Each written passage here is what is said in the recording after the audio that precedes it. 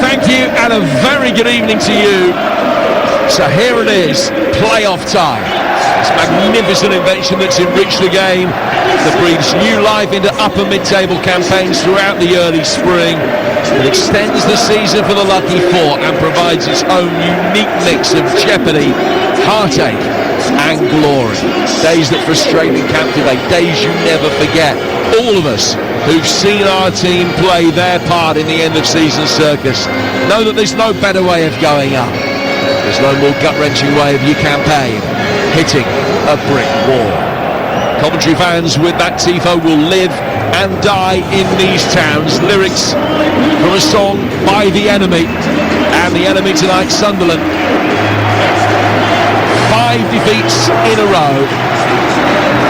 Will they be able to turn things around when they need it most? These are the teams: Wilson in goal for Coventry, Van White, Thomas, Kitching and De Silva, Grimes and Sheaf, Sakamoto, Rodoni and Wright, and Thomas Asante. For Sunderland is Patterson in goal, Hume, Ballard, O'Nien and Sirkin, Roberts, Bellingham, Neal and Lefay, and Mayenda alongside Isidore up front. Dean, final thoughts from you about what is going through the minds right now of those players. One of them knowing that they've got a shot at Wembley and a shot at a return to the Premier League. The others knowing it's going to be failure. Well, I think Coventry are trying to feed off this atmosphere, of course they are. And as players, you've been given your instructions and you're starting to look at each other and saying, have you got my back? Because I've got your back. Can we deliver? Can we focus? Can we concentrate? And as for Sunderland, can they come out of this mini hibernation refreshed, having looked at this week as a reset? No side has ever gone into a playoff campaign in as poor form as Sunderland are now. But now that the games matter, can they turn it on? Playoff perennials facing a Coventry side have been out of the elite for 24 years, but whose fans firmly believe that this could well be their time. Referee is John Busby, and he's about to get the game underway. Sunderland red and white stripes, black shorts, kicking from left to right in this first half. And the CBS is a sea of sky blue, all but the end away to our right-hand side, the right-hand half of that end, which houses the travelling Wearsiders. Coventry in their sky blue shirts and white shorts, and the positioning of Hadji Wright is going to be very interesting. A man who's got a reputation for being a big game player. 4 of his goals this season have come against Sunderland, including a hat-trick here. Ball headed away on the edge of the penalty area by Kitching, and brought down by Hume for Sunderland. Strong challenge coming in from Ballard. Now kicking every ball in these early stages that's gone out of play and off Hadji Wright.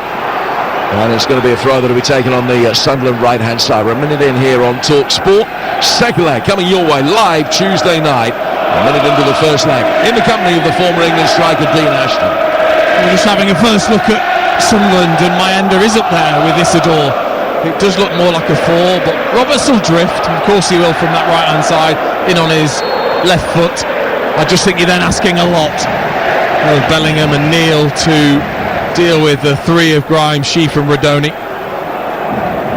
Well, it was interesting that Lebris fielded a 4-4-2 when they came here earlier this season in that 3-0 defeat. It was Chris Rigg that played as one of the split strikers that day. Rigg left on the bench today, and he might consider himself a little bit unfortunate.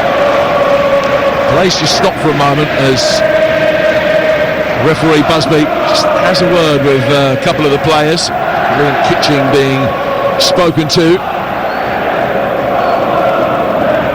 The play's going to restart with a goal kick, with a free kick, which will be taken away to our right-hand side by Wilson.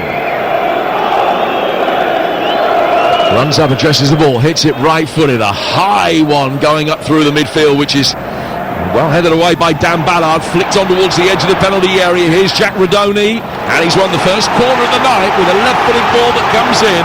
It's headed away by Ballard, And right in front of the mass ranks of Coventry supporters, the Sky Blues corner that Matt Grimes will come across the tape. Yeah, nice alertness from Rodoni. Just anticipating that flick on from Haji Wright and then looking to cross to win the corner. Grimes to take it, left-footed, he's sending the high hanging ball in towards the far post. And Bobby Thomas meeting that, and he's headed it into one of the Sunderland defenders, and it's gone out of play for another corner. Good bright start this from Coventry with 2.5 when it's gone. And Rodoni again across to take it. Scored twice here against Middlesbrough last week. 13 assists and 9 goals, and this is first season for Coventry after his move from Huddersfield. The central midfielder just spotting the ball down. The 6-yard box is a real congestion zone.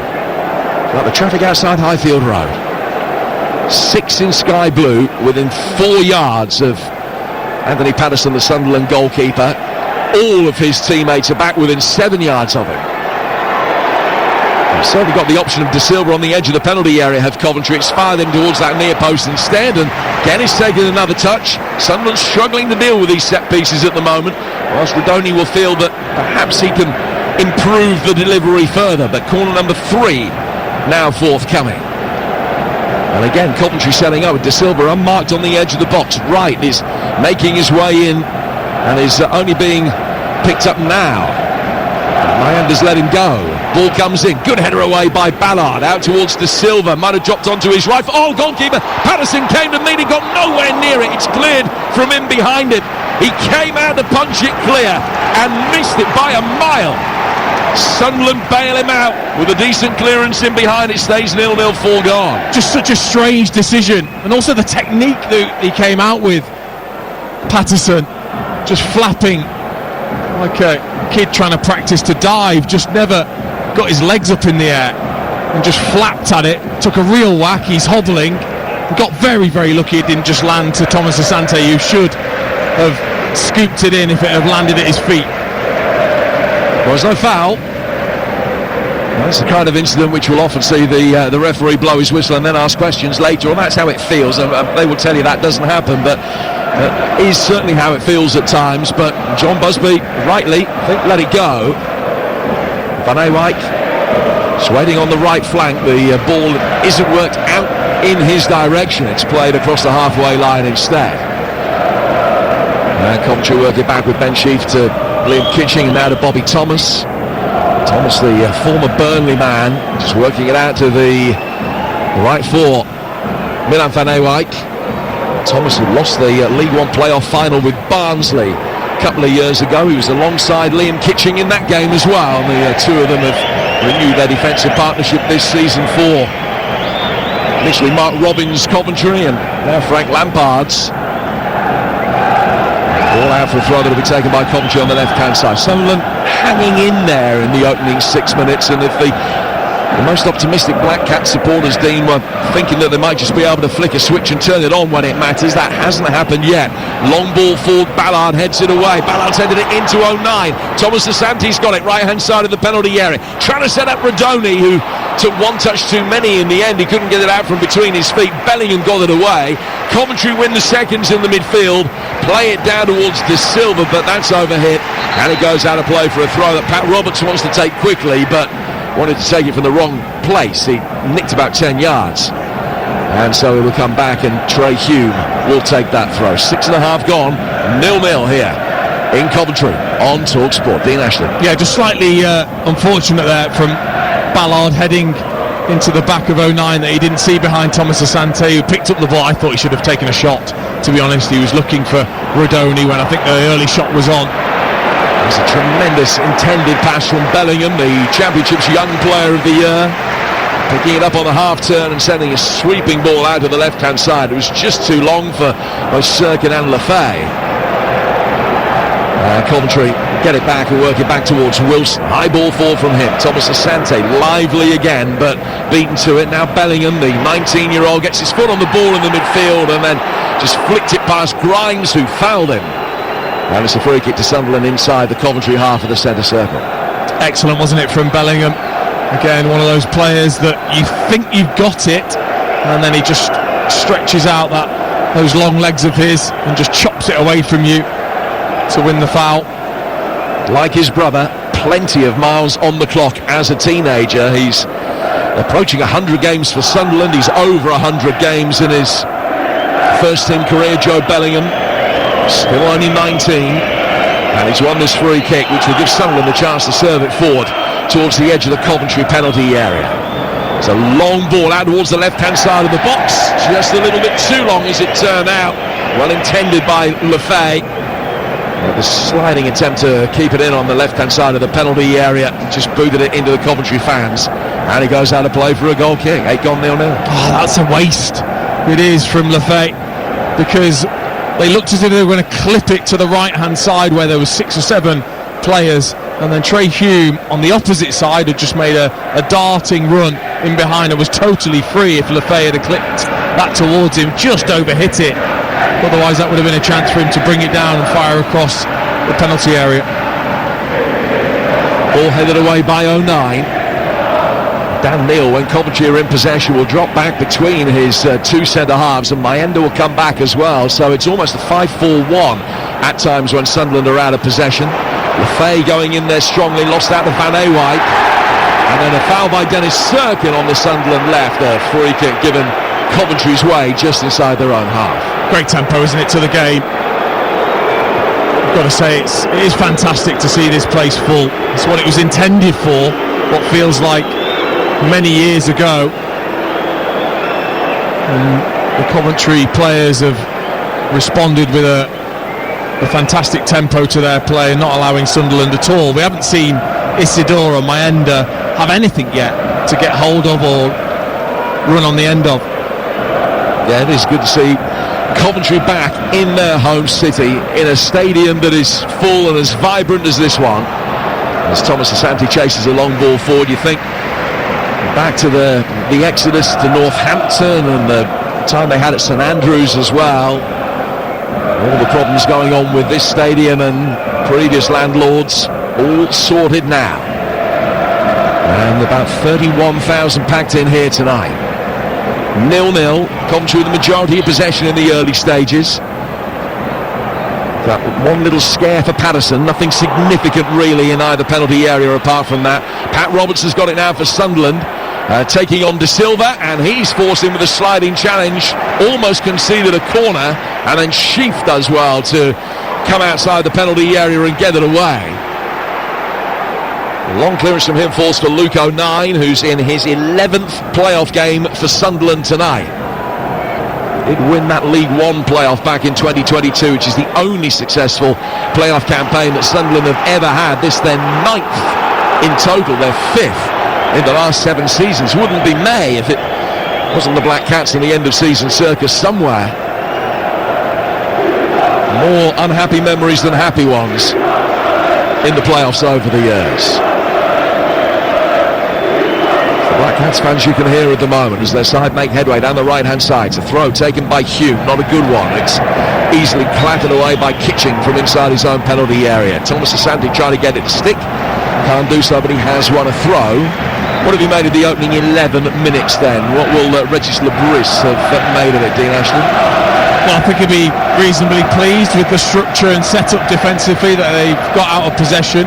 I noticed in the warm-up as well, when the defenders, the back four, were going through their routine, every time that there was a header knocked down, they cleared it long.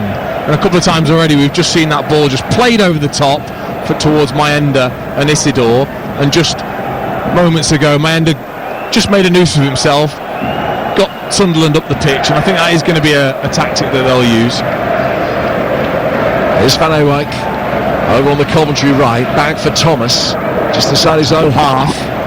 Long diagonal from him, finding De Silva. Good header from De Silva to wash the edge of the penalty area. Hadji Wright just waiting, guilty maybe of ball watching. Ball got to him. He's ended up getting a throw out of it, but certainly wasn't aware of the fact that Dan Neil was about to come in and dispossess him. It's a ball out. It gives Milan Van Ewijk the opportunity to launch a long throw inside the penalty area here. A little low five between him and one of the ball boys. And he makes his way forward. And outstretched. Van Eyck not happy with the positioning and the setup from his teammates inside that box. Thomas is waiting in the near post area, trying to make life difficult. It's launched in now. Out comes the goalkeeper. That's a much better piece of goalkeeping. Good claim. Came out and caught it just in front of his near post, under pressure. And that will have settled Anthony Patterson down a little bit. Ball's now towards the left-hand side. Sirkin trying to get forward. Little exchange of passes between him and Lefay. If they can get Mundle back for Tuesday, if they need to be in a position where Romain Mundle starts on Tuesday, it'll be interesting to see whether Lefay then moves into a more central position to get him on the ball a little bit more. He has seen a fair bit of it so far tonight. Thomas back out towards Van Eyck again. 13 minutes in here on TalkSport. And it's 0-0 between Coventry and Sunderland. Sheffield United taking a commanding lead in the other championship playoff. And the second leg of that one comes your way from Bramall Lane Monday night with Dean alongside me. And then the second leg of this one Tuesday night. Troy Deeney, part of your commentary team on Wearside on Tuesday. Luke O'Nien against the ball away. Ball brought down by Bobby Thomas at the back. Chipped over the top by him, and it'll just drift innocuously through the Sunderland penalty area, where O'Nien fields it, finds his goalkeeper, and we've almost reached the 15-minute mark, Dino, at 0-0. And they're allowing Coventry to have the ball, Sunderland, especially at the back. Bobby Thomas and Kitchen have seen plenty of the ball and are looking to switch, play quickly when they can, against at times this narrow 4-4-2 defensive structure that Sunderland have got. And Sunderland will be happy, throughout the season, 12th for average possession, so they're not a team that are overly bothered about keeping too much of the ball, and they've been successful with that type of play.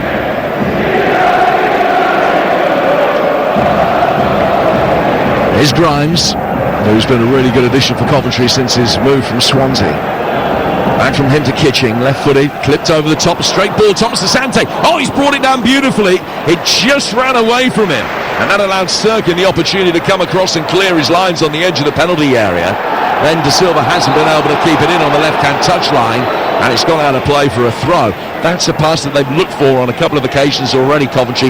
Just that straight ball pinged over the top for Thomas Asante to try and isolate him against Luke O'Nien. Yeah, it was also really good movement from Thomas Asante, because he drifted as if he wanted to back in towards Ballard, and then just spun away in towards O'Nien, where the space was, and just brought it down well. He just didn't have any support. He just needed somebody closer to him.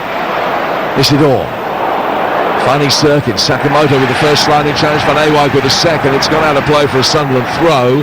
You're listening to Coventry against Sunderland on Kickoff EFL Live on TalkSport with McDonald's. Order McDelivery on the app and get rewards points. 18 plus. Participating restaurants, delivery fees and terms apply. See mcdonalds.com. Long ball pinned straight out of play from the Sunderland midfield, and a throw that De Silva has taken quickly. 16 minutes played at 0-0. Sunderland this season lost all 3 away games that they played against the other sides that have qualified for the playoffs. In fact, they didn't beat any of the top 8 away from home, taking just 3 points from those 7 games. So just hanging in there suits them nicely. Coventry a much better side here than they are away, as Dean was saying, only mid-table form away from home really, and they've only taken 1 point from their last 5 away games. So Sunderland might feel that a 1-goal defeat tonight is par, there or thereabouts. Certainly any positive result I think that they would feel is a feather in their cap, particularly on the back of these 5 straight defeats that have been so much talked about. Sakamoto with a lovely turn. Ball played out towards the right-hand side. Little reverse ball from Rodoni. Cleared, though, by O'Nien on the edge of his own penalty area. Goes back towards halfway again for Van Eyck. And Coventry just calming things down. All the way back inside the centre circle to Thomas. It's the sheath and out of the right-hand side again. It's very measured, though, isn't it? Considering you've got that atmosphere at the start of the game. Very measured from Coventry. No real zip to the play in terms of that possession that they're keeping. And we talked about Bidwell not starting in De Silva, and I can see what they're trying to do. They're wanting Sheaf or Grimes to drop in to make a back three, allow De Silva to be really wide, or to drift into that midfield area, just to try and manoeuvre this Sunderland defence, which I've been impressed with their structure so far defensively. Grimes playing it out towards Van Ewijk. Now Sakamoto coming in off the right-hand touchline. It's a good ball from him. Van Ewijk will just try and take it on down the side of the penalty area, and the attempt from Bellingham to shepherd the ball out of play looked as though it was foolhardy for a moment, that he might be dispossessed by Van Ewijk, but Sunderland were able to get it away, and it goes out of play for a throw. You may well have seen on social media this week that the Coventry players, as a part of their bonding, love a game of darts. Sakamoto's never really got involved in that, so he picked up 3 darts the other day, had his first ever go, and he threw a 180. As you do, of course. Oh, you sportsmen, you make me sick. You just turn your hands to anything. Very impressive, and sounds like he's played them to me. Every chance, I would suggest. Every chance. Ball is over on the right-hand side with Coventry in possession. We're 18 minutes in. 20% of the way through this first leg at 0-0 here on Talk Sport.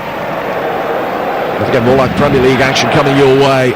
Sunday lunchtime, high noon kickoff. Newcastle against Chelsea, a match which is of crucial importance for Champions League qualification. It's playoff final qualification we're worried about tonight. Sakamoto looking as though he's having his shirt pulled there a little bit, but the referee is actually giving the free kick the other way as Sirkin goes to ground. No complaints from the Japanese international, and a free kick that Sunderland will take in their left back positions. 0-0, 19 gone. Yeah, it just needs to be a little quicker from Coventry. Just a bit too slow in the build-up so far. Thomas Asante, the only one offering anything in behind. Rodoni wants to come short. Sakamoto wants to come short. Haji Wright hasn't looked bright enough yet on this left-hand side. So certainly some improvements needed, I think, from Coventry's perspective. But I think it wouldn't surprise me if last night's result and what happened at Ashton Gate has a slight influence on these players, because you see what it means to make a huge mistake in these sorts of games.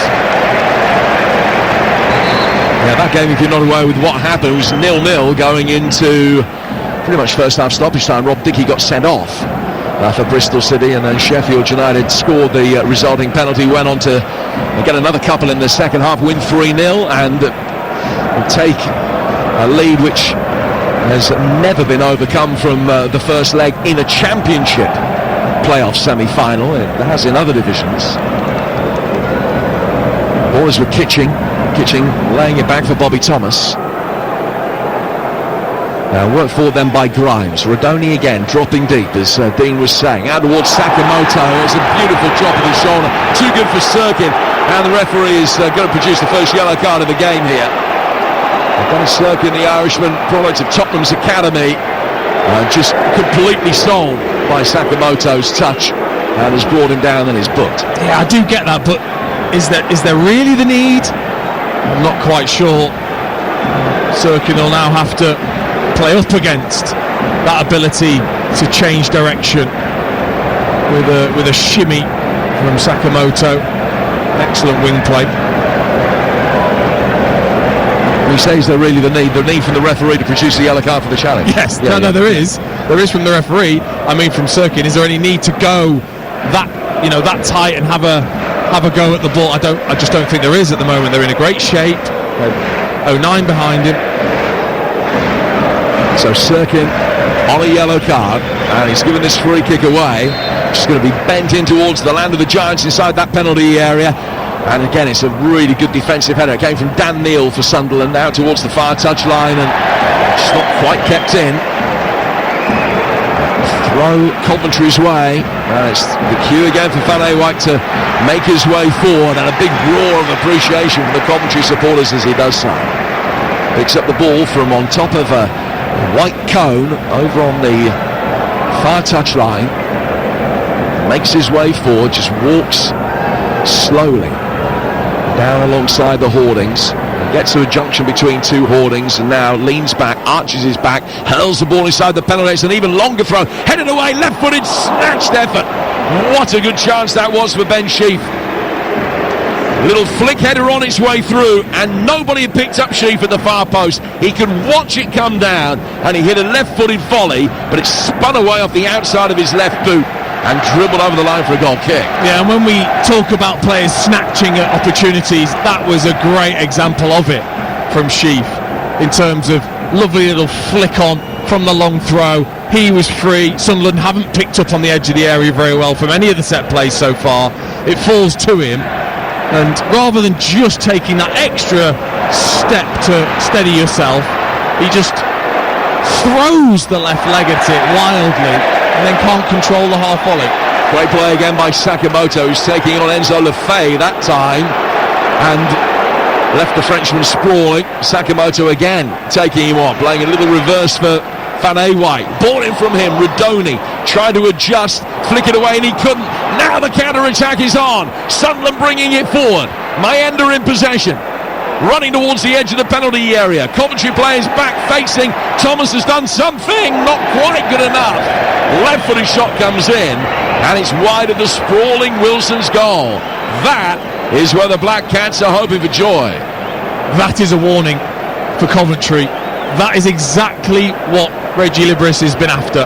It's why he set the team up in this manner, that when they do win the ball back, they've got Mayenda and Isidore, the pace that they have got on the break. Lovely dribbling ability from Mayenda just to keep things moving. He was waiting for Isidore's run. He was tracked very well from Bobby Thomas, and then when he cut back inside, a little bit of luck as it just ricocheted his way and then dragged the shot 3 or 4 yards wide, and probably tired at the end of it after a long busting run.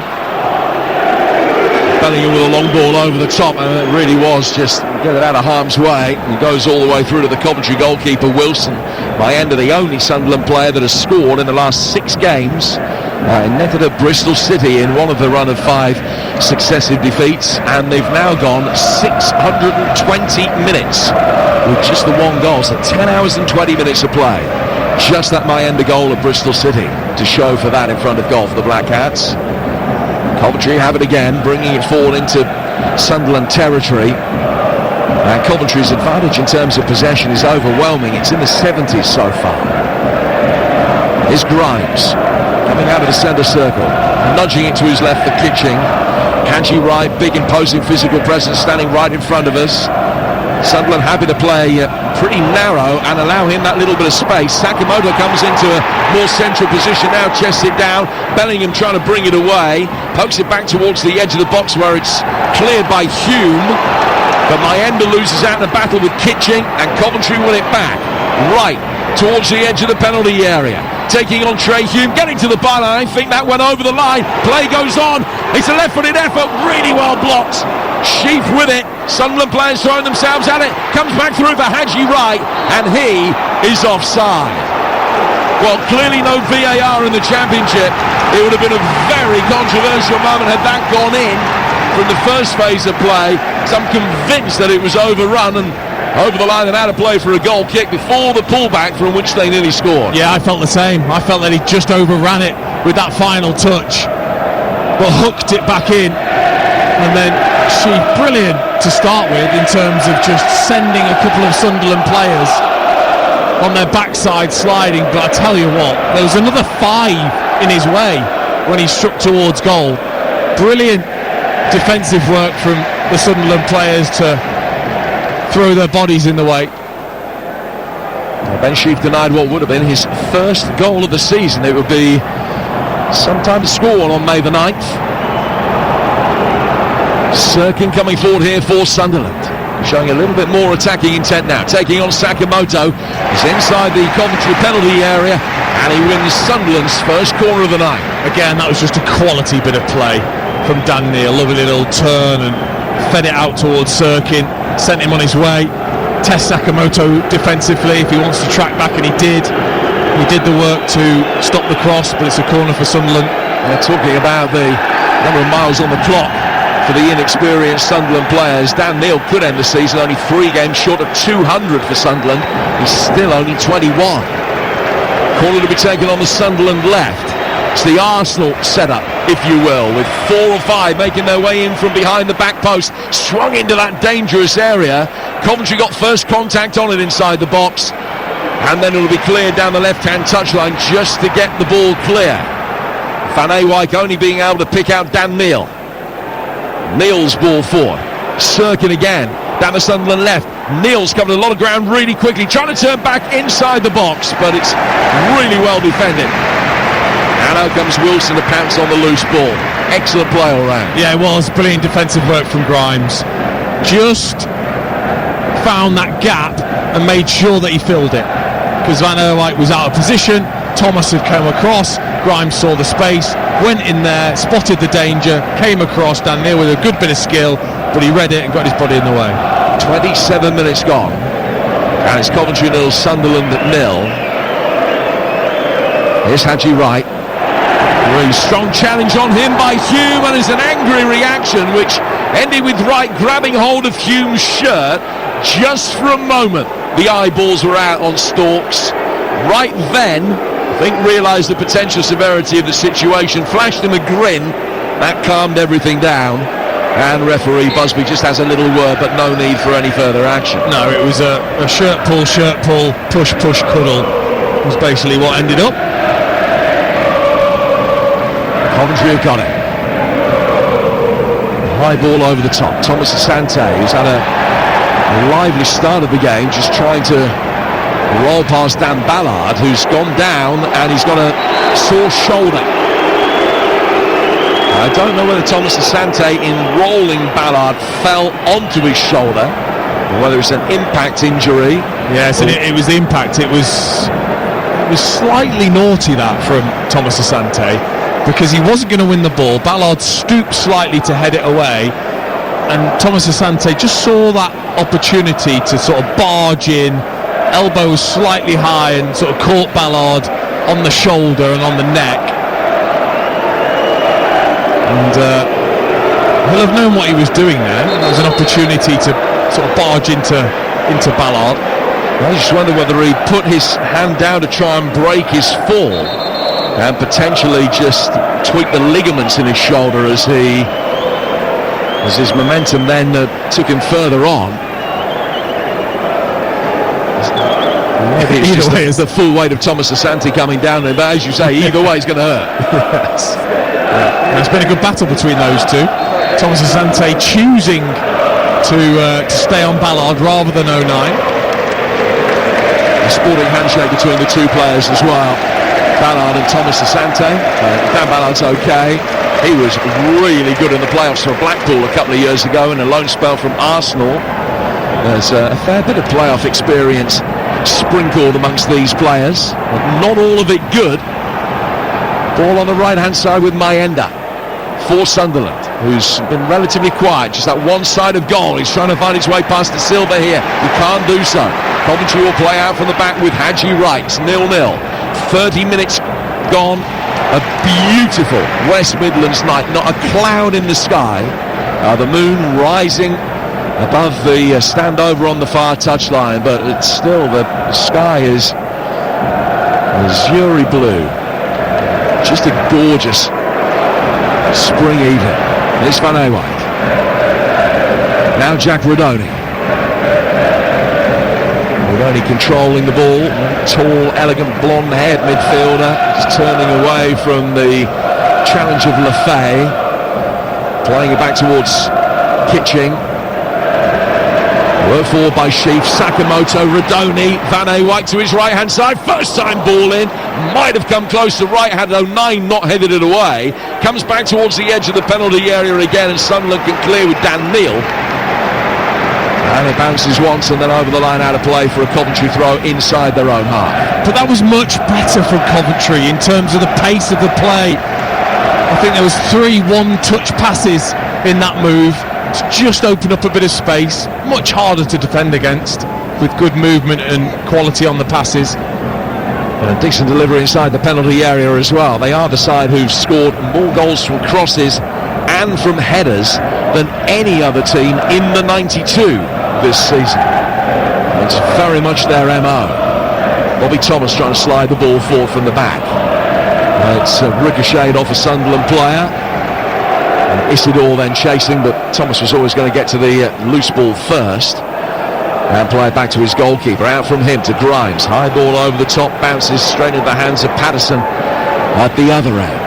I just wonder at what stage, we talked about the home advantage and how we feel that Coventry probably need to garner a first leg lead here for that to be par. So at what stage does Frank Lampard decide that he's got to tell his side to be a little bit more attacking and a little bit more forthright on the front foot? I don't think that's yet. He'll want better tempo to their play when they're in possession, because the way that Sunderland are set up, 4-4-2 and very, very deep when out of possession, you're not just going to play your way through. Hume with a high ball forward here. Van Ewijk has done well. He's just watched Lefay's run and the ball goes through to the goalkeeper. Wilson, who was only recalled for the last game of the league season. Coventry have had 3 different goalkeepers over the course of the season. Brad Collins, who started 6 of the last 7 games, and Oliver Dovin, the Swedish international, who's out for the foreseeable future with an ACL problem. Well, it is Wilson, who was at Sunderland as a youngster but didn't play for the first team. He's got the nod for the playoffs. Indeed, on the bench for the Black Cats, the former Coventry goalkeeper, Simon Moore. Coventry able to bring the ball forward. James Maddison's here tonight, cheering on his hometown club. Maddison's Tottenham without James himself because of injury in the Europa League final. You'll hear it against Manchester United live from Bilbao a week on Wednesday, on May the 21st, the date for your diary. Throw taken short this time by Van Ewijk. Sunderland has switched off for that. Sakamoto clipping it in. Patterson got enough on it, just some fingers under pressure from right to guide it away and out of play for a corner. Nice and bright from Van Ewijk, just spotting that Sunderland had set themselves up defensively, expecting that long throw, and then just a short throw to Sakamoto. Patterson much better after that early flap that he attempted. He's calmed himself, and that was good goalkeeping. Grimes is going to take this corner on the Coventry City left. High, deep one towards the edge of the 6-yard box. That's easily cleared. Sakamoto first to the loose ball though, near the edge of the box, clipping it back in left-footed. That one also easily headed away by Bellingham. Comes back down to Grimes once more on the edge of the box. A little reverse ball from him. Redoni cross the edge of the penalty area when most of the attacking options were ahead of him. Mayenda will then try and bring it forward, but was brilliantly stopped by Grimes, who then wins the seconds as well, and on the slide can divert it all the way back for his goalkeeper Wilson. It's easy to see why he has already become such a popular figure here. Yeah, that was excellent, wasn't it? Because if he mistimes that, Mayenda's away, and he can look for his striking partner Isidore in the 2v2. So he had to make sure it was excellent sliding challenge. Sakamoto in possession, 0-0 here in Coventry tonight here on Talk Sport. Redoni looking for Haji Wright, who's gravitated out towards the right flank this time. Sliding challenge puts the ball out of play. He's had one of those nights where he's flitted in and out of the game, but he's had a season where he's kind of flitted in and out of games really, and has this reputation for being a big game player, able to raise the stakes when it really matters, and we saw that, you and I, firsthand in that extraordinary FA Cup quarter-final at Molineux last year. He's waiting here inside the 6-yard box. Van Ewijk to try and launch another long throw inside the penalty area. Good distance on this one as well. Headed away by Dennis Serkin. Left-footed volley, screaming over the bar. It was really well struck, but never likely to trouble Patterson from Grimes' left-footed effort. That would have been seriously spectacular if Grimes was able to control that volley out of the sky on the target. He couldn't. He caught too much of it, and it raced over the top of the crossbar. He's reached a championship playoff final before in his Swansea days. Matt Grimes, not one that he won. Here's Mayenda for Sunderland. Really well dealt with, an angry reaction from him as he gets back to his feet. It's just strong defending from Liam Kitching. Mayenda got up and he grabbed hold of his shirt, and Kitching just didn't even look at him. It's impassable. Yeah, Kitching just has Mayenda went to ground and started to get up, just kind of held him on the floor for a split second just to wind him up. It worked. It worked, yeah. Didn't take much, did it? There's Van Ewijk. No, he bit. Bellingham playing it forward. Beautifully brought down by Isidore. High ball over the top from him. Roberts chasing after it. Pat Roberts, a player whose name we've hardly mentioned so far. De Silva has beaten him this time and bringing it forward. Dan Neil forced to come across, and Trey Hume, I beg your pardon, forced to come across. It's come off. Kim last from De Silva's ball forward and goes out for a Coventry throw, taken right in front of Frank Lampard. Play through the midfield for Sheaf, and now Grimes, Van Ewijk, Sakamoto outside him. Another opportunity for the Japanese international to bring the ball forward. Grimes, Thomas, Sakamoto waiting again. Faced up by Lefay. Ball almost comes to a standstill. Everybody waiting for a delivery, which wasn't forthcoming. It's played back instead. Chipped out towards the right-hand side once more by Grimes for Sakamoto. Always looking to get a left-footed in-swinging delivery in. All find Van Ewijk on the overlap. It's the latter that time, and his cross is headed away by Bellingham for Coventry's fifth corner of the night, 0-0. Well, they are working incredibly hard to try and create these moments out wide, Coventry, with good interplay, good movement. And Sunderland so far just keeping them at bay, but you just wonder whether eventually one of these set plays is going to be their undoing. Kitching, Wright and Sheaf all waiting in the far post area. Grimes not too far away. Thomas Asante standing right in front of goalkeeper Patterson. Now this time Bobby Thomas is waiting on the edge of the penalty area. He's going to be making a run in from deep here, and Mayenda's keeping an eye on him. So too is Luke O'Nien. Can they get the delivery right here, Coventry? Thomas barreling straight into O'Nien, and even before the ball got to the edge of the 6-yard box, the whistle had gone. And Thomas always likely to make that early run, and O'Nien was watching him, and he just stepped in front of him, and he absolutely whacked him over out of his way. Yeah.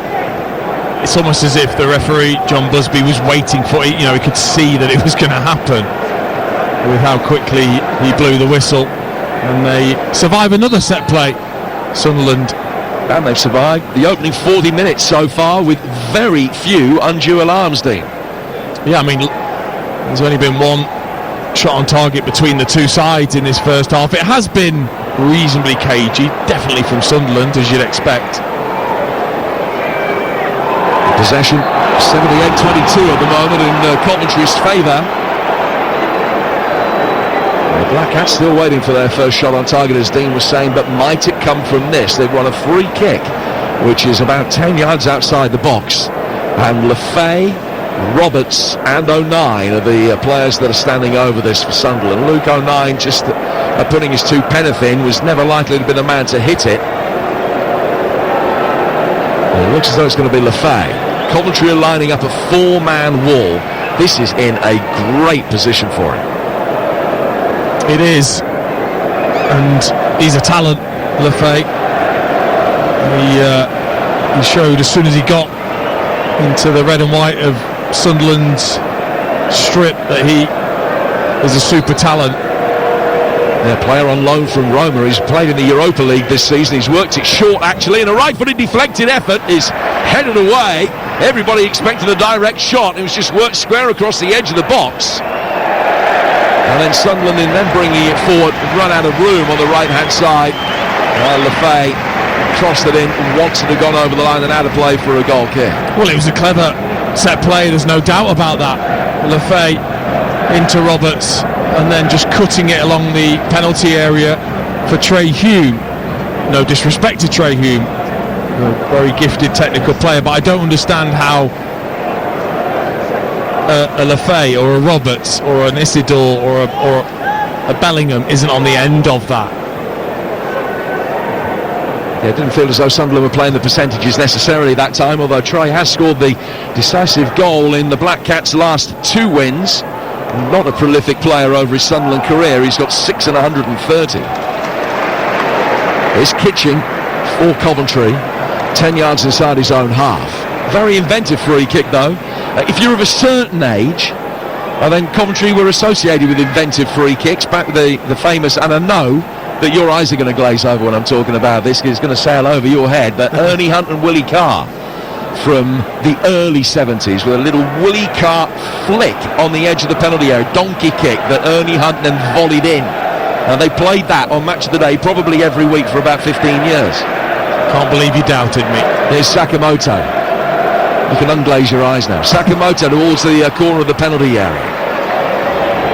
Play back down the right hand side for Van Ewijk.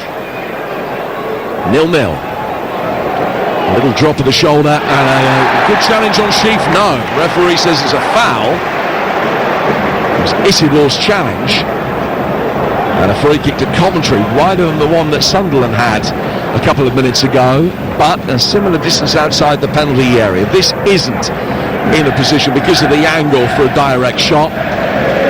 Ben Sheaf's going to go across to take it. Only one man in the wall. 5 in sky blue inside the penalty area. And everybody for Sunderland back, as you would expect. It's a tale of set pieces laid in this half. And Sunderland's well-intentioned but not quite executed well enough. What will Coventry be able to do here? Thomas standing in a deliberately offside position, the tallest man on the field at the far post. Grimes, who he towers over, is in just behind him. Right-footed delivery comes towards the near post for Haji Wright's flick header, and it sails well over the bar. Yeah, it would have been a fantastic header if he'd have pulled it off. With the delivery, had the pace on it, and he just gets ahead of his marker, and it needs just a nice glancing touch downwards, and instead just gets too much of the meat of the forehead on it to skim it over the top. Into the last minute of the first half, and not expecting too much stoppage time to be added. Certainly no more than 2. It might not even be that. And Patterson just taking his time about restarting play with this goal kick here, having to help his side get through to half-time at 0-0. Ballard then plays it back to his goalkeeper after the initial clearance got the halfway and was headed back. Much more distance on the second one, and Thomas is on the end of that to knock it away. The former Burnley man has then got a chase after a ball that's intended for Isidore, and he got it on the half volley and whacked it away out of play into the Coventry supporters on the far side from us for a throw, which will be taken on that Sunderland left. And the fourth official, James Linnington, has the numbers board in his hand, and just the one additional minute is necessary. I've been impressed with the defensive display of Sunderland. I think they've got it absolutely spot on at the moment, and actually it's been pretty flat for a lot of the half in here, considering it's packed. Yeah, absolutely. The crowd noise is a murmur rather than... Yeah, I mean, they've ruined the game, haven't they? Ultimately, Sunderland, in the way that they've defended, and then the clearances have just been whacked forwards. They're not trying to play, they're just out of harm's way. Reset, let Coventry come again. First half nearly up. It's going to be a throw over on that far touchline that Van Ewijk will take, and in fact he might not even be allowed to take it. Hurls it back to his goalkeeper, and his will be the last touch of the first half, in which Sunderland had done really well to negate the attacking threat of Coventry. The Sky Blues fans were expecting them to race out of the traps. That wasn't how it's materialised. A better performance from Sunderland tonight than we've seen from them over the last month or so. Half-time in the first leg of the playoff semi-final. It's still Coventry 0, Sunderland 0. Well, they've been playing music throughout the half-time interval from well-known Coventry acts, including the Specials, the Fun Boy 3. One of the songs we heard, It Ain't What You Do, It's The Way That You Do It. Well, Terry Hall got that one wrong when it comes to playoff football, because it's what you do, not the way that you do it. And the bottom line is that Sunderland will be delighted. They haven't come here to entertain, they've come here to get to Wembley, and they'll be very happy with the platform that has been laid down. We're back underway. Coventry kicking from left to right in their sky blue shirts and white shorts, and in possession with Ben Sheaf just losing out. A really strong play from Joe Bellingham right in front of us, and he has ended up winning a throw, and he earns a round of applause from his manager as well, Regis Lebris. who took over last summer, actually fought a relegation campaign with Lorient in France last year, which he lost, and was excused of his duties after that. Came to Sunderland and has led them to their best finish for 8 years. But they want more than merely that. There's Lafay trying to find a way through. He can't, and Grimes takes it away from the edge of his own penalty area and then turns neatly, lays it down for Rodoni. Sakamoto making a run actually off the field down the right-hand touchline for the moment, ahead of Jack Rodoni. Played in towards Sakamoto now. And Sakamoto for Van Ewijk. Back he goes for Bobby Thomas. We're 90 seconds into the second half here on TalkSport, and like the first half, it's been wall-to-wall Coventry possession up to this point. Sakamoto has played towards the edge of the penalty area now for Rodoni. Rodoni trying to trick his way through, and he's unlucky. It's just taken a little touch off Sirkin back onto Rodoni, and he goes out of play for a goal kick away to our right-hand side. 0-0, 2 gone second half, and here's Dean Ashton. Well, because of the way Sunderland are playing, they're not giving Coventry many options, should I say, in the way that they're going to have to play. It's going to have to be possession-based. It's going to have to look for wide areas and to double up when they can. And we've got to get more players closer to Thomas Asante in this second half. The two lineups for you: Wilson in goal for Coventry, Van Ewijk, Thomas, Kitching and De Silva, Grimes and Sheaf, Sakamoto, Rodoni and Wright, and Thomas Asante. Sunderland, Patterson in goal, Hume, Ballard, O'Nien and Sirkin, Roberts, Bellingham, Neil, Lafay, Maenda and Isidore. We haven't seen any substitutions so far, only Dennis Sirkin in the book. John Busby, a referee that tends to keep the red card in his pocket. Ball way down towards the left-hand side. De Silva to Rodoni. Coventry wanting a little bit more from him, I would imagine, in the second half, on the basis that he's such a talented player, has had a wonderful season. De Silva's got it again. Rodoni just drops off in support for him. De Silva taking them all on, gets a left-footed cross in, which bounces on the edge of the penalty area. Doesn't come Sheep's way. Sunderland clear. Grimes wins that. Takes it off the head of Maenda. And the Sky Blues fans willing their side on again. Ben Sheaf will take over, and the Coventry captain lays it out to the left-hand side. Ball inside the penalty area. Thomas Asante with a flying header. Very, very high tariff chance. And it's gone high and wide. Decent ball though, wasn't it, from De Silva? Just shifted it and whipped it in to a great area, 6-yard line. Thomas Asante gets there, and it's a magnificent bit of defending from O'Nien, because he just shoves him as he's about to head it. And it just means he arches his back slightly, doesn't get the flight of the ball correct, and heads it over. It actually would have been a great chance if it wasn't just for a clever shove from O'Nien. Nobody's got more playoff experience on this field than Luke O'Nien. I mentioned earlier it's his 11th playoff tie for Sunderland, and he's won as many as he hasn't. 5 wins, a couple of draws and 3 defeats. More work for him to do in a moment potentially, although Sakamoto has lost possession. Then he's won it back again and just stuck the brakes on really cleverly in front of Enzo Lafay, so contact was inevitable, and Sakamoto goes flying. Free kick which will be taken by Coventry on halfway, and Matt Grimes has already taken it. He's rolled it to his left-hand side for Ben Sheaf. The only thing I would say about the way Coventry is set up, obviously with that extra player in midfield, but you've got Grimes and Sheaf both playing really deep, one sitting back in to make a back three in possession, the other one really deep in midfield, so you are effectively not making use of that extra player because you're dropping him into the defensive line. I think you need to get both of them a little bit higher up against Neil and Bellingham, and then you get Rodoni the freedom that he'll need. There's just been no space for Jack Rodoni at all to be able to pull any strings around the edge of the penalty area, where Sunderland have been happy to keep everything tight and congested. Here's Lafay with a header out to the right-hand side for Roberts. He gets it back from Isidore, but they couldn't get Maenda in. Now Coventry will be able to clear towards halfway. Thomas Asante chasing after that. The dark-haired, thick-set O'Nien's there to knock it away. Not the tallest centre-half by any stretch of the imagination, the former Wycombe Wanderer. But he did really well again. High ball launched into Coventry territory, won by the Sky Blues. They've got the seconds as well with Sheaf. Now Grimes. Grimes just working it forward intelligently to his left-hand side for Rodoni. He can play a similar pass out to Hadji Wright.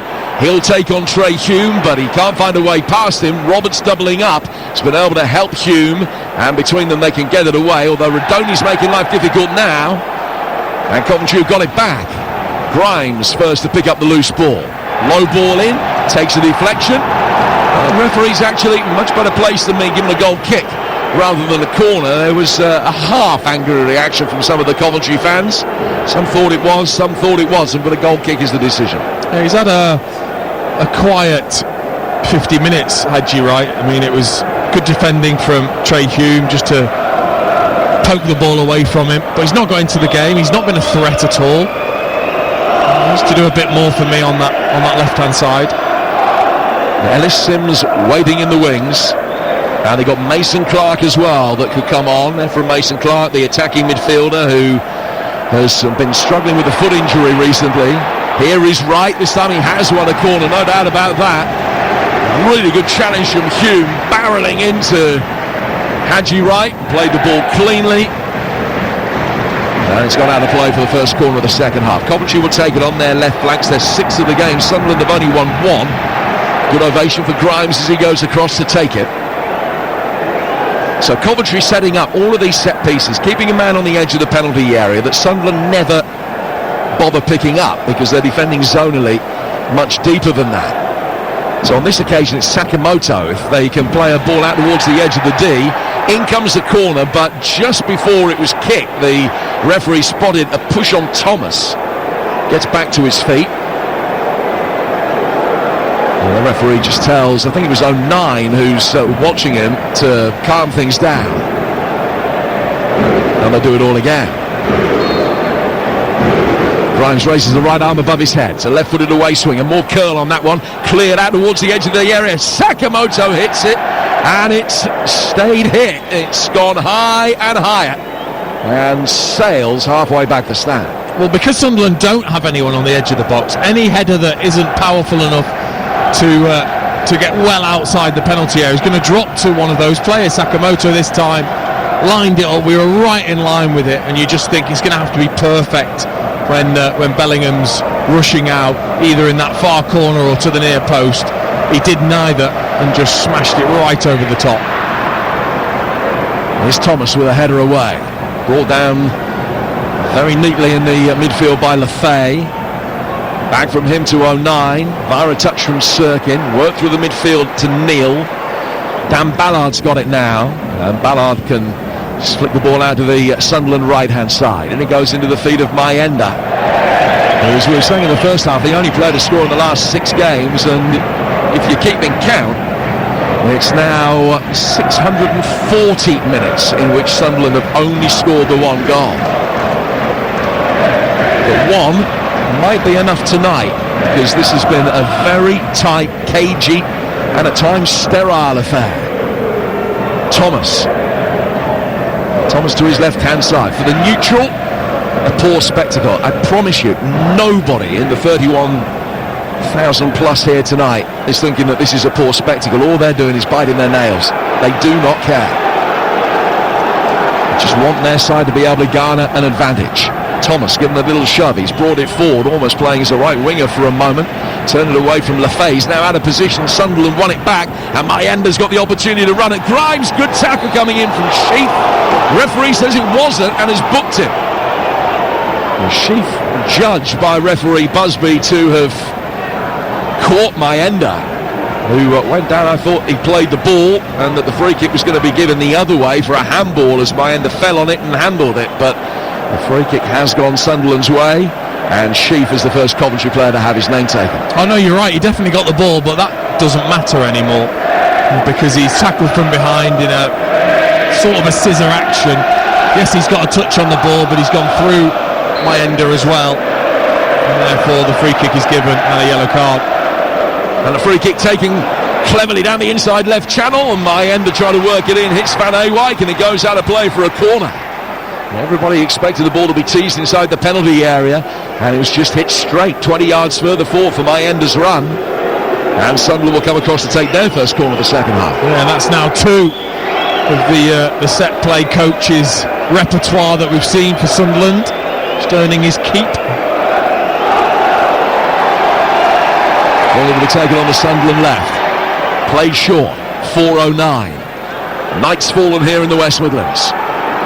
Sirkin. Clipped in by Neil. Right-footed volley.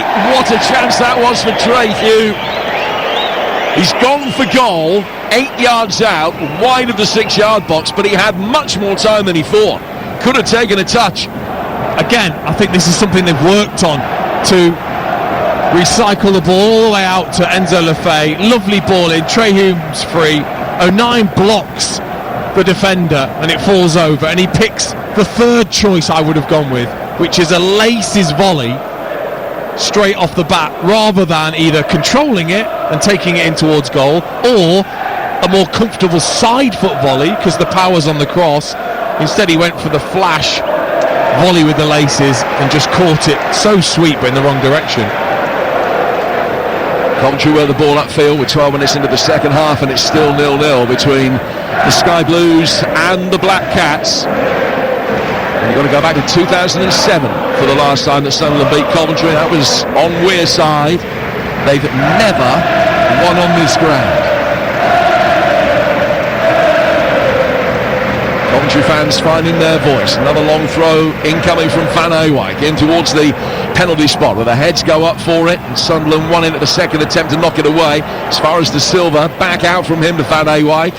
Laid back behind square for Grimes. Sakamoto. Now De Silva, 20 yards outside the penalty area when he clips it in. Thomas Asante doing a little bit of wrestling as he tried to garner a far post advantage, and a free kick has been given Sunderland's way. Well, he's pulled Dennis Sirkin back as the pair of them attacked it. It's a free kick to the Black Cats. Not too far short of the hour mark now, 0-0. And the more that clock ticks on, the happier Sunderland are getting. Yeah, and I've been surprised at just how comfortable they've looked from set plays and long throws. Sunderland have not allowed a free header yet for a Coventry player.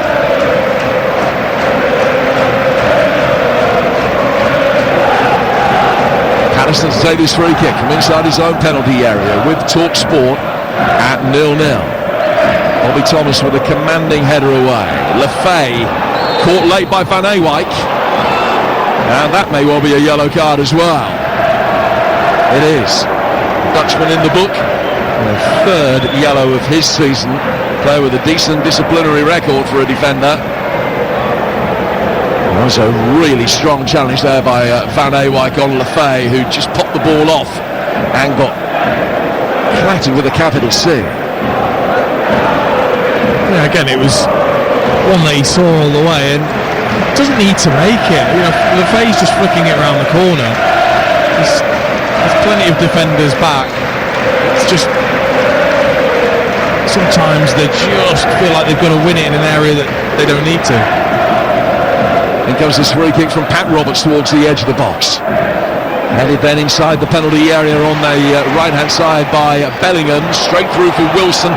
Long, quick clearance from him. Thomas Asante herring after it, but it was very well covered at the back. And Sunderland get it clear, put it out of play for a throw. Very good defending by Luke O'Neill.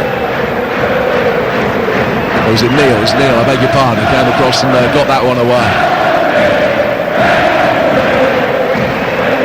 Grimes with a long diagonal out towards the Coventry left. Good control by De Silva, who's then just lost his balance and stumbled over down by the corner flag. Sunderland working it forward again. Game beginning to get a little bit more stretch now as Mayenda chases after that. And Grimes elegantly turns away, pirouetting past his man and getting Coventry on the front foot again with De Silva. Rodoni making a run ahead of him, almost broke Thomas Asante's way. There was a big appeal that you heard for a handball in there. No penalty, it's going to be a Coventry throw instead. I just thought that it hit Ballard's back rather than his arm as that ball was flicked around the corner from right. Again though, yeah, the long throw's been, it's just taking so long to set it up. And it is a potential problem because Coventry need as much playing time as possible in this first leg here, and not helping themselves in that regard. High, long throw inside the penalty area. Thomas attacking it. It's cleared. A play back by Sheaf. Back to him from De Silva. Sheaf wriggling his way towards the edge of the penalty area. Radoni! And it's deflected wide now to play for a corner. Well, I think in those moments, again, the space is outside the penalty area because Sunderland are so deep. So when the ball does run loose, as it did there for Radoni, the strike is on, and that deflection just took it wide of Patterson's goal. 0-0 in the playoff semi-final first leg here at the CBS between Coventry and Sunderland. But City having their 7th corner of the night.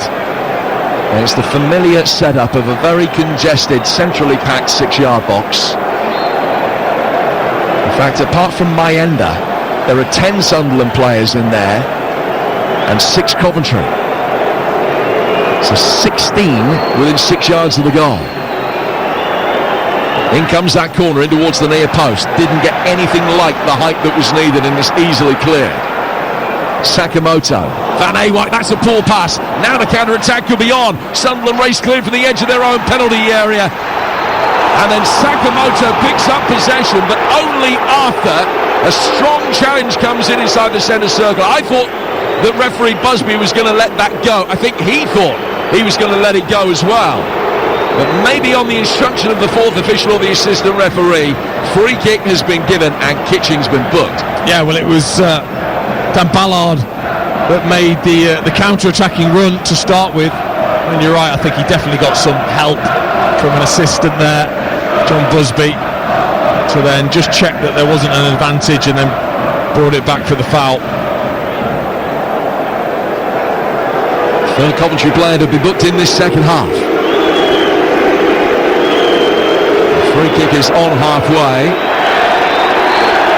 And the Sunderland players just wasting a little bit of time because Lefay and Sirkin just found themselves involved in a little bit of dialogue rather than taking the free kick. It's now worked back to Bellingham, right-footed effort, wanted that hit. Might have another opportunity. Sirkin on the turn, it's deflected and blocked and goes behind for a corner. No, it's a big chance for Bellingham. It just got fed into him. 14-15 yards out central of the goal, and he looks to side foot it into the corner and he just hits it straight at Ballard. It's not that he can't see him, the size of him, he just needs to pick a spot better there, Bellingham. Another Sunderland corner, worked short, right-footed away swinger comes in. Coventry queuing up to head it away. 09 runs round it, brings it under control. He's 15 yards aside the Coventry half as he punts it forward over the top of Van Ewijk, brought down brilliantly by Bellingham. Referee well placed to say that there was no foul on Bellingham. He got back to his feet and wasn't complaining about the decision. And then Sunderland get a throw, and it's just getting a wee bit feisty, and the referee just making a placatory gesture with his hands, telling the players from both sides just to calm down. Easier said than done when the stakes are as high as this. Yeah, difficult. The referee, John Busby, kept his cool because Bellingham initiated the contact. He just took the ball the wrong side, or the right side should I say, of Van Ewijk, and then just stepped right across the defender to create the contact and then went down. The referee wasn't falling for it. Sunderland had a throw. They've now given Coventry one as the ball was worked back towards Sirkin, who lost his balance and contrived to punch the ball with his right hand behind his left shoulder straight out of play for a throw. It just completely slipped. A throw given rather than a free kick for the handball. It was completely accidental.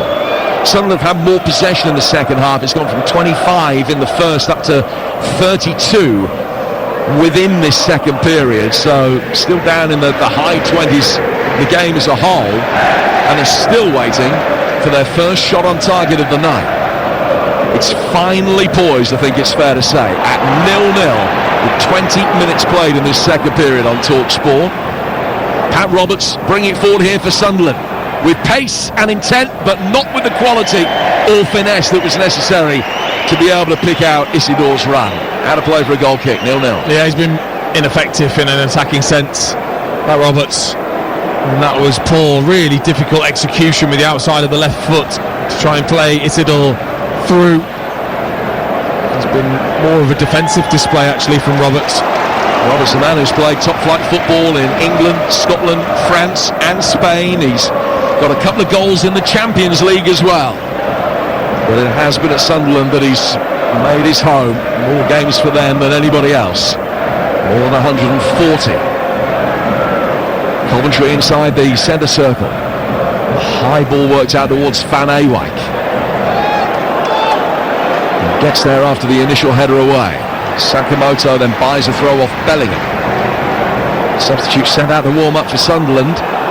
Haven't seen a change as yet, and we're only a minute away from the midway point of the second half. Sakamoto working the angle onto his left foot, clipped it in rather than going for goal, and it looked as though he'd very cleverly worked it into a favourable position and then didn't take the responsibility that many Sky Blues fans were anticipating.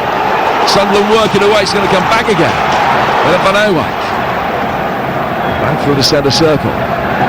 Grimes, now Rodoni, but as Dean was saying in the first half, he's having to drop into deeper positions, much deeper than he would like to be able to influence the game. No real discernible change to the Coventry game plan at any stage. Rodoni's got it now, and we are in the 68th minute.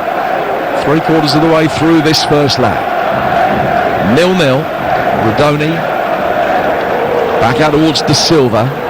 Silva clipped towards the edge of the box for Rodoni again, who'll continue his run. A high ball sent in, just a little bit too high for Van Ewijk. Comes out on the edge of the penalty area for Bobby Thomas, who tries almost a Rabona flick back in towards the edge of the penalty area. Sunderland have dealt with that, and they will come forward on the counter-attack. Isidore's done really well. He's bent his run, he's stayed onside, he's got it inside the area, he hits a right-footed shot, and Sunderland lead. That's the counter-attack they have been playing for all night. That's the moment that they've been playing for a month as they've taken their foot off the pedal. Finally, Sunderland score. And when Isidore finds the net, he does so at the most opportune moment. Midway through the second half, it's Coventry 0, Sunderland 1. They've smashed and they've grabbed at the moment. And Isidore's done brilliantly because he has to check his run to stay onside. It's brilliant in midfield. Again, the way they just pop it through to Enzo Lefebvre. He sees the run of Isidore and he holds that pass just long enough so that Isidore can arc back onside. He plays him in behind. He faces up Bobby Thomas, who needs to do more. He has to get himself across to stop that ball going in the far corner. He doesn't. He allows Isidore to take the strike, and there's too much power on it. There's too much power on it for Wilson to stop it into that far corner. It's an excellent finish from Isidore. Isidore's first goal in 14 games since he netted against Leeds back in February. It is very, very tight. I mean, there's no VAR, so the goal stands. We'll have to see the right angle to see whether Liam Kitching got him offside. It is really close. Doesn't matter, it's academic. Sunderland lead at Coventry by a goal to 0 here on TalkSport. Sky Blues looking for an immediate response. Van Ewijk attacking on the edge of the penalty area. Coventry player goes down inside the box. It was Sakamoto. Nothing is given, no complaints from the Japanese. Back out for Mila Van Ewijk again. Just over 20 minutes to go in this first leg. Good clip ball in, it's 1-1. That didn't take long. Ball fired inside the penalty area. It was a great delivery, and Rodoni coming onto it powers the header in. The lead has lasted barely 2 minutes. Jack Rodoni for Coventry, and he's dead level again. Well, if you get the cross right and you invite one of your teammates to make a run and have the desire to get on the end of it, you'll score. That's exactly what happens. It's clipped in beautifully by Van Ewijk, and it's just asking for Rodoni to get out of that pocket that he's been in all evening and drive in towards the 6-yard box, and he's free and he can't really miss. He just powers the header past Patterson, who can do absolutely nothing. 10th goal of the season, 3 in 2 for Rodoni. It's his 11th goal involvement in 16 games. and a static, sterile affair has been lit up with a goal apiece inside 100 seconds. Here's Ben Sheaf for Coventry. Coventry have drawn both home legs in the playoffs in the past and gone on to win away from home in the second. Is that going to happen again? Sunderland have got to play it down. Ball is in the hands of their goalkeeper Patterson, and the medical staff are going to come on to treat Isidore, who has gone down, the Sunderland goal scorer. Isidore on 68, Radoni on 70. It's 1-1. A minute and 51 seconds officially between the two goals here on TalkSport, and the game has lit up. And they just didn't get set, did they? They weren't reset, Sunderland, after that goal. You know, the euphoria that you feel, all the players rushing up the other end to celebrate with Isidore. But then once they got back, and a good response from Coventry, they weren't quite set. They hadn't got back into that 4-4-2 formation, and just for a second there was some space that was found with the cross from Van Eerwijk, and Radoni took full advantage with the powerful header. Coventry have made a change, and Thomas Asante has come off. Ephraim Mason-Clark has come on.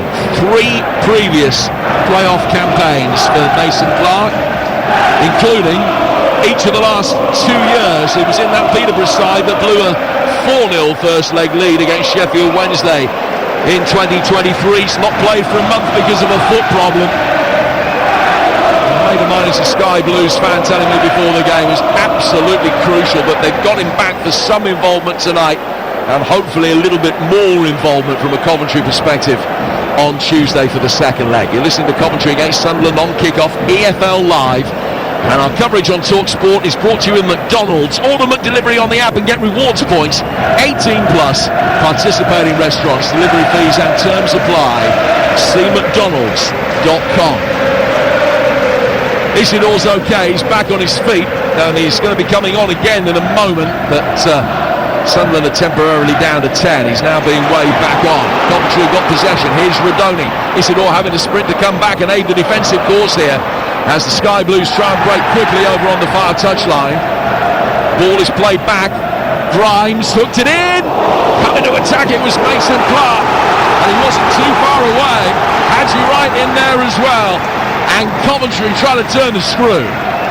Well, you talked about their potency from crosses and headers this season, and that was another fantastic cross that needed to be dealt with by 09, and he didn't wait for his goalkeeper to get a touch. He just dealt with it and just flicked the header away from his goalkeeper. Chris Riggs going to be coming on for Sunderland in a moment. The Sky Blues have got a corner before that. Should be taken on the right flank, left-footed, swung into the edge of the 6 and knocked away. Comes out for Sakamoto, first time volley ball back in. Bellingham taking a touch, gets it away. Coventry see a player go down inside the D, but no foul on Bobby Thomas. Sunderland clear, and Coventry take a throw immediately on halfway with Van Eerwijk. Grimes, long ball clipped over the top from him. Mason-Clark chasing after it. Hume puts it away for a corner. For the first time tonight, Dean Ashton, Sunderland are hanging on. Yeah, they are. It's given this crowd and the players such a lift, that response and that goal. And now we're going to see the resolve and the mentality of this Sunderland team that have come into this game off the back of 5 defeats.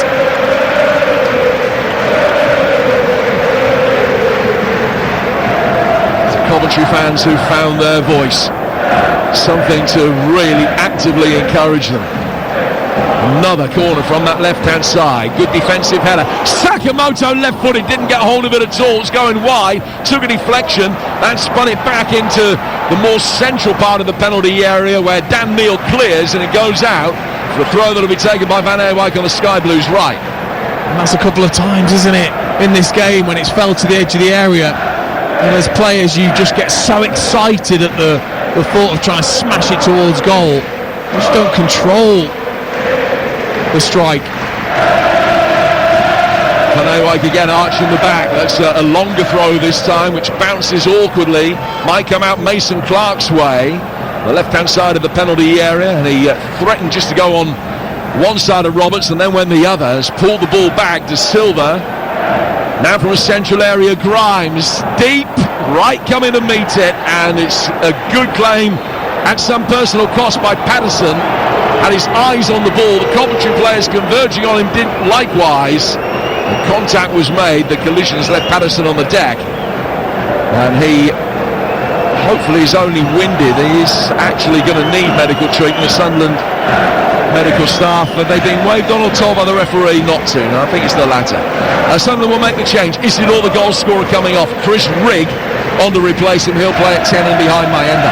Yeah, just that extra player in midfield, I think, now as the momentum's with Coventry. They need to keep the ball, Sunderland, now when they do win it back, and Rigg will really help with that, with his technical ability.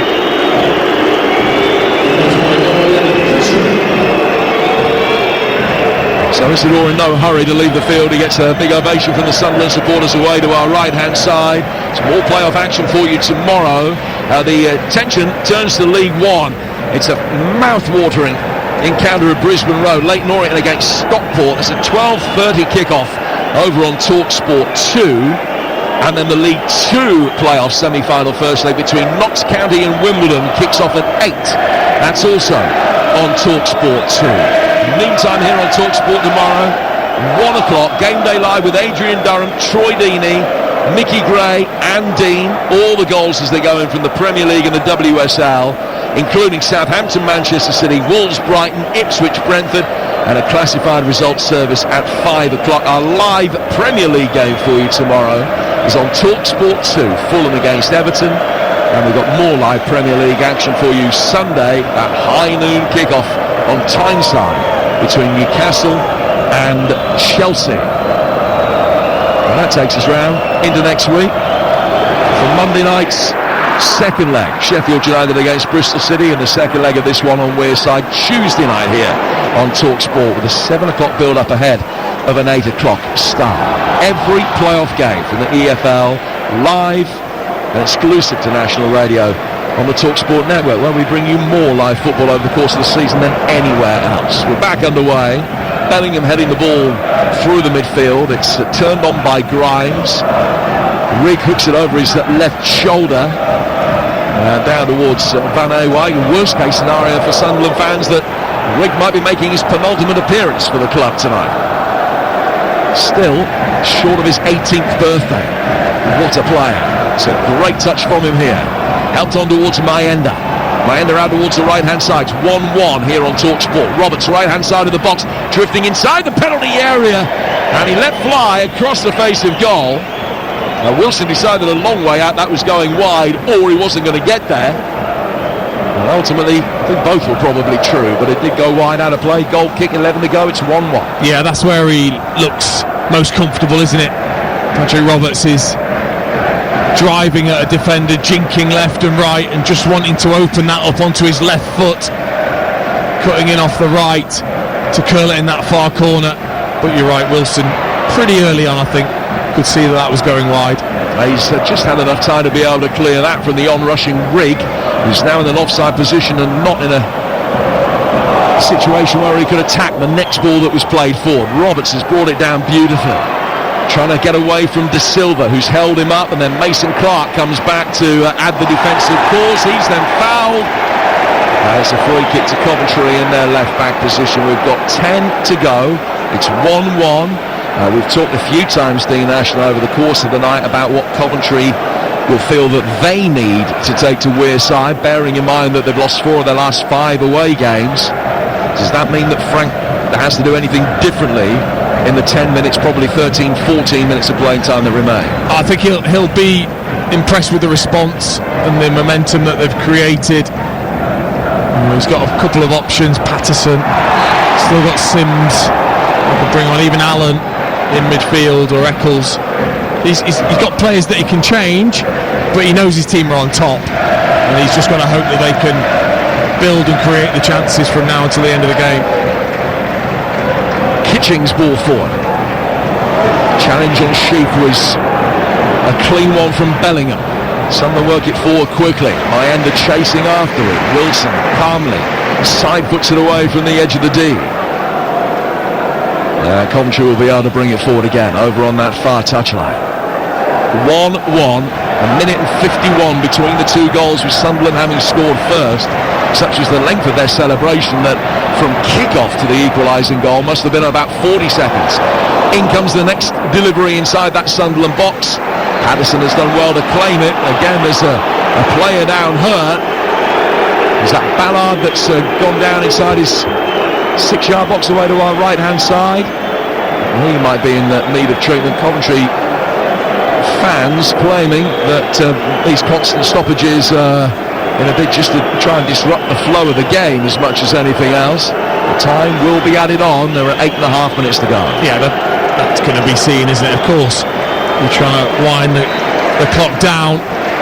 But there's been a few times in the game where Patterson and his two centre-backs have maybe lacked communication. Ballard there with the header and getting a punch on the back of his head from his goalkeeper. And a little bit of cramp as well for Ballard. Coventry will use this opportunity in breaking play to make a change. And Captain Ben Sheaf's going to be replaced by Jamie Allen, who was part of the side that lost the playoff final to Luton on penalties a couple of years ago. Blonde-haired number 8 on for Coventry for the last 8 minutes of normal time, and there will be, as I alluded to, quite a few minutes to be added on because of stoppages in this second half. So maybe 13 minutes of playing time still left to play. Adji Wright's playing through the middle up top now for Coventry, and he's tried to make life difficult for Patterson, who can clear. Goes out of play via a couple of touches in the midfield for a Coventry throw. De Silva takes that. Back from Kitching to Wilson. Driven inside the centre circle. It bounces on the edge of the centre circle. It's returned by 09. More height than distance. His header, as it comes back to him, was better than his initial clearance. Sirkin goes up with Sakamoto. Sakamoto brings it forward again. Just giving a little push to the ground by Lefay.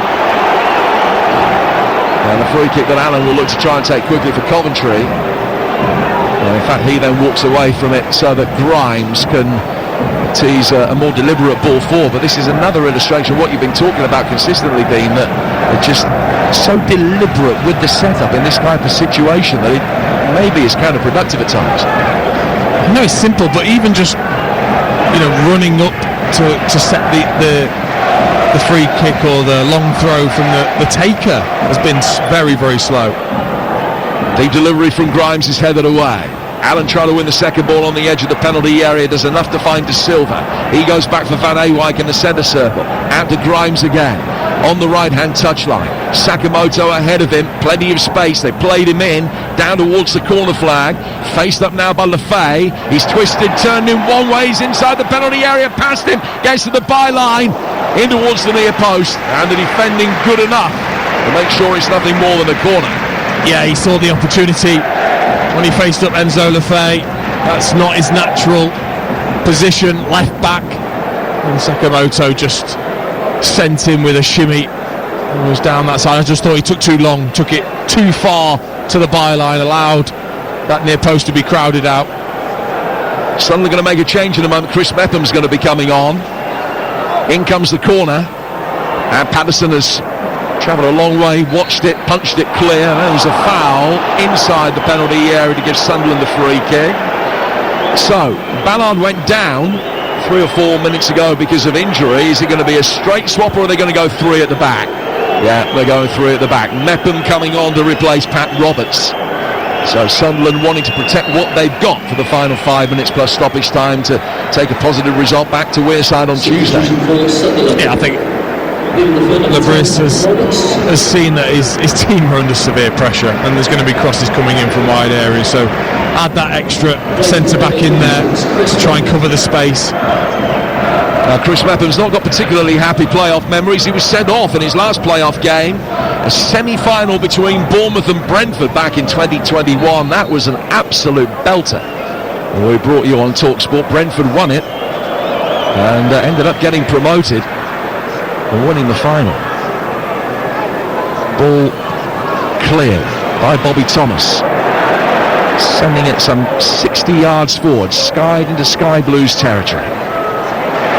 Grimes, Kitchen, Allen. Coventry coming forward up that left-hand side. The defensive-minded change that Lebris has just made might see them cede even more possession. Redoni trying to thread it in towards Mason Clark around the edge of the penalty area. He couldn't turn, forced to play the way that he was playing, goes back out to the left-hand side, diving headed clearance, turned back in by Redoni, brought down by Allen. Redoni has it again. Bellingham not touch tight to him, but keeping a very watchful eye, made sure that when Redoni played it forward, he was in a position to intercept, and it's come off Job and out of play for a throw, which will be taken again with a long setup by Van Ewijk out on that Coventry left. 3.5 to go in this first leg on Talk Sport. Raise to the right hand from Van Ewijk. Launches it long. Ballard does well to head it away. Up go the heads on the edge of the penalty area. Redoni, and then cleared by 09. And it's hit that so high that when it comes back down past the floodlights in your field of vision, almost hurts the eyes, the glare off the floodlights. Very vivid with 09's skied clearance. High ball launched back inside the penalty area again. Thomas staying further forward now as Coventry try and gain the first leg advantage. Oh, it's a terrible back pass. Mayenda is in. He's round the goalkeeper. He's slotted it in. And it is 2-1. And if the first goal was smash and grab, that is floodlight robbery. Van Ewijk with a terrible error. Sold his goalkeeper short by miles. And all Wilson could do was come out towards the edge of the penalty area, make life difficult for Mayenda. He didn't make life difficult enough at all. Mayenda dropped his shoulder round the goalkeeper, side-footed it into the empty net. Coventry asking all the questions, Sunderland answering most of them, and then coming up with something via a gift at the other end. 2-1 to the Black Cats with 2 to go. The pressure of the playoffs strikes again. It's just such a poor mistake. It just needs pure concentration from Van Ewijk to make sure he plays this back to his goalkeeper, who's then committed. Wilson, he's come right out of his goal, which makes it so easy for Mayenda. He's got the pace, he just needs to poke it past the goalkeeper Wilson, and he's just going to roll it into the back of the net, which is exactly what he does. They've not quite deserved it, but what a gift for Sunderland. Jack Redoni straight over to Milan Van Ewijk, who was down on his haunches. Couldn't believe the magnitude of the error. It was always likely to be punished. And Coventry, who found one near immediate equaliser tonight already, now don't have too much time as they look for another. We're in the 90th minute. Mason Clark back out of the Coventry left-hand side again for De Silva. Coming on with his Bobby Thomas, side footed it out towards Sakamoto. Sakamoto clipping it in deep right, trying to attack it, it's headed away. Comes out for Kitching to his left-hand side. High ball in from Grimes, right coming around the back. Patterson got there first and claims it right in front of the jubilant travelling Sunderland supporters. Remember, they've come into this on the back of 5 straight defeats, only 1 goal in 6. They've lost 8 out of 14, having only lost 4 of the previous 32. But Lebris told the fans to have faith in the long-term plan, that they would be ready when it mattered. They have not been great tonight, but they're going to go into stoppage time at the end of the first leg with the lead against the Coventry side who have been so good at home. How many extra minutes? 6. Sakamoto can't work it down the line. Still plenty of time for Coventry to equalise. But if they were hoping for a first leg advantage, that is looking decidedly unlikely now. But I think Lebris has to take a lot of credit. The tactics have worked. The way they've sat in, looked to counter-attack. Mason Clark, ball inside the penalty area. What a challenge on Haji Wright. If they got that wrong, it was a penalty or a goal. It's a magnificent challenge to get it away. Goes out of play for a throw. I mean, Joe Bellingham, what a challenge that was. Just dropping back into a defensive position, timing it perfectly, because it was either then going to be a penalty if he didn't, or a goal. Van Ewijk with another long throw, still getting the distance on them. Little flick header, Patterson can claim it, diving to his left, and he'll be in no hurry to restart play. He's immediately signalling over to the bench. So one of the Sunderland players got another knock. Is it Patterson himself that's hurt himself? The Black Cats are poised to make another change, and the experienced Irish international Alan Brown is going to be coming on. He has won a playoff campaign before, back in his Preston days. Play does get back underway with a long clearance from Patterson. Helped forward down the line by Rigg. Mayenda's got it again inside the penalty area. The angle's tight, and he's hit the upper body of Wilson with a shot that deflects away and out for a corner. And again, it's not really a chance created for Mayenda. It's just a ball down the side that he gets on the end of because of his pace, and then just fronts up the defender and then just shifts it and shoots. And Wilson does excellent to make sure that he does not flinch. He just takes it full on the pectoral. Corner to be taken from the Sunderland left-hand side.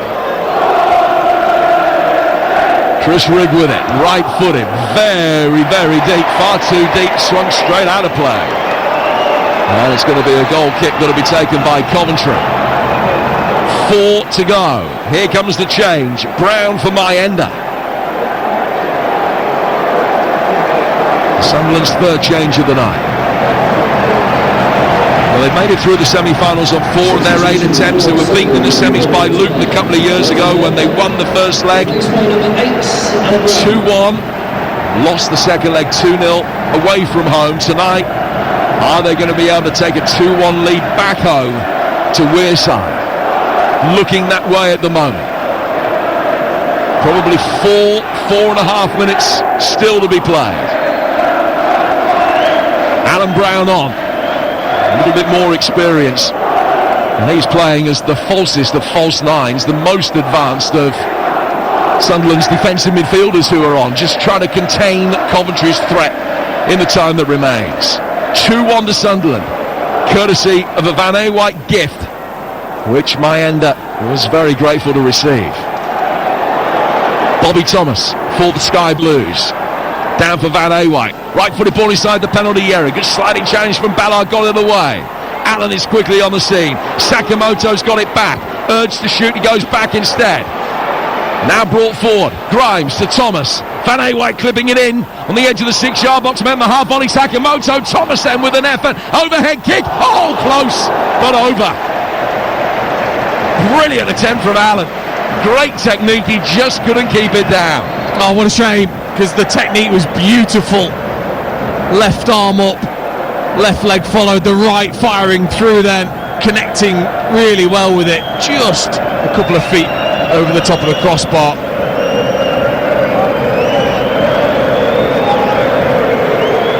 The Sunderland supporters thoroughly enjoying this. Scarves being swung around the head. There's a massive, giant blue LCD scoreboard at that end of the ground. It always looks, as Sakamoto goes down here, very atmospheric. Supporters stood in front of that on the back rows, silhouetted by the sky blue behind them. And they're in raptures, those travelling Sunderland fans. Job not done yet, but in the form that they were in, this result wasn't in the script. Even the most optimistic Sunderland supporters didn't necessarily see this coming. They're nearly there. Throw taken by 09 up the left-hand touchline. Play back by Bobby Thomas to his goalkeeper. We played 5 of the 6 additional minutes that will be extended slightly. Sakamoto trying to beat Dennis Sirkin. He can't quite. Ball then drifts over the pair of them. And 09 will watch that one out of play for a goal kick that will be taken by Patterson for Sunderland away to our right-hand side. 2-1 to Sunderland with 5.5 minutes of stoppage time gone. Well, you've got to say, with the poor form coming into it, they've done incredibly well to put in this performance. Stuck together, defensively resolute, really well organised. To a man, Sunderland have been excellent in the way that they've executed what the manager has wanted. Well, they'd scored 1 goal in 11 hours, but 2 in 20 minutes tonight. Is destined now to give Sunderland the first leg lead. Sirkin's going to bring it forward. Coventry simply cannot afford 2-1 to become 3-1. Ball is clear, but it's a tire clearance from Thomas. Picked up by Lefay to his right-hand side for Dan Neal. Neal was urged to shoot by the Sunderland supporters. He was 40 yards out. He didn't shoot. He's gone out towards the right-hand touchline instead, trying to keep the ball down by that corner flag. De Silva doing his best to win it back. Strong challenge comes in from Grimes. He has won it and is then fouled. Free kick to Coventry, but only 15 yards from their own goal line. The 6 minutes are up, so we're in time added on at the end of the 6. There's been one substitution, and the referee has blown the full-time whistle. And Sunderland have the first leg advantage against the odds, against the run of play. But Isidore and Mayenda, playing up front in tandem, have both scored tonight. A night in which Coventry dominated, Sunderland defended manfully, and Milan Van Ewijk gave the Black Cats a huge gift. Mayenda made the most of that. Sunderland have won it 2-1. And for Coventry to get back into the top flight for the first time in 25 years, they're going to have to win the second leg on Wearside. Sunderland coming here on the back of 5 straight defeats, but they have won away to top 8 opposition for the first time this season. It's finished Coventry 1, Sunderland 2, and all to play for on Tuesday.